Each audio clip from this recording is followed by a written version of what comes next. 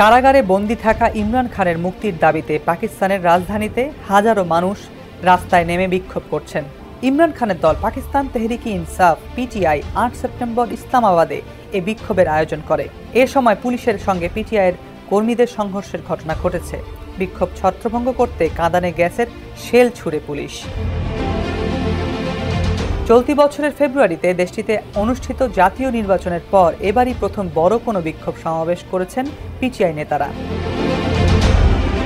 গত বছরের আগস্ট মাস থেকে কারাগারে ইমরান, তার মুক্তির দাবিতে সমর্থন তৈরির জন্য দলের পক্ষ থেকে এই বিক্ষোভের আয়োজন করা হয়। গত জুলাই মাসে ইদ্যত মামলায় দেশটির একটি জেলা ও দায়রা আদালত দোষী সাব্যস্ত হওয়ার বিরুদ্ধে ইমরান খান ও তার স্ত্রী বুশরা বেবির আবেদন গ্রহণ করে। এরপর তাদের মুক্তির সম্ভাবনা দেখা দিয়েছিল। পরে ইমরান খানকে তোষাখানা মামলায় নতুন করে গ্রেপ্তার করে পাকিস্তানের ন্যাশনাল অ্যাকাউন্টেবিলিটি ব্যুরো। আগের দুটি তোষাখানা মামলায় তার সাজা ইতিমধ্যে স্থগিত করা হয়েছিল, যখন তিনি ইসলামাবাদ হাইকোর্টে সাইফার মামলায় খালাস পেয়েছিলেন। খামেরা তো দাগ হয় কিভাবে? এই যে ভাবি, দাগও যাবে রাগও যাবে, নিন চাকা সুপার হোয়াইট। এর আগে কয়েক মাস ধরে পিটিআই রাজধানীতে জনসভার অনুমোদন পাওয়ার চেষ্টা করলেও প্রশাসনের পক্ষ থেকে অনুমতি দেওয়া হয়নি। সমাবেশে পিটিআই নেতা হাম্মাদ আজহার বলেন, পিটিআই নেতাকর্মী ও সমর্থকেরা আজ জড়ো হয়েছেন দেশে আইনের শাসন ও সংবিধানের আধিপত্য প্রতিষ্ঠা করার জন্য। তিনি বলেন, কোনো বাধা তাদের দমাতে পারবে না। আমরা ইমরান খানের মুক্তির বিষয়টি নিশ্চিত করব।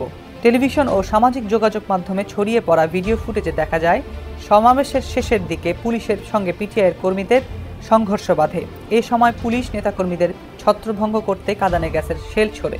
পুলিশ জানিয়েছে, সমাবেশ শেষ করতে পিটিআইকে সময়সীমা বেঁধে দিয়েছিল স্থানীয় কর্তৃপক্ষ, কিন্তু দলটি আগে থেকে ঠিক করে দেওয়া সেই সময়ের মধ্যে সমাবেশ শেষ করেনি।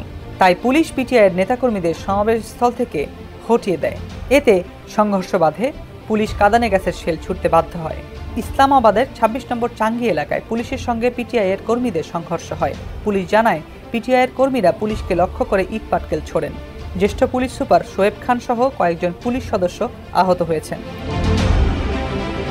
পিটিআইয়ের নেতা হাম্মাদ আজহার এক্স বার্তায় পুলিশের এমন কর্মকাণ্ডকে বোকামিপূর্ণ পদক্ষেপ বলে উল্লেখ করেন।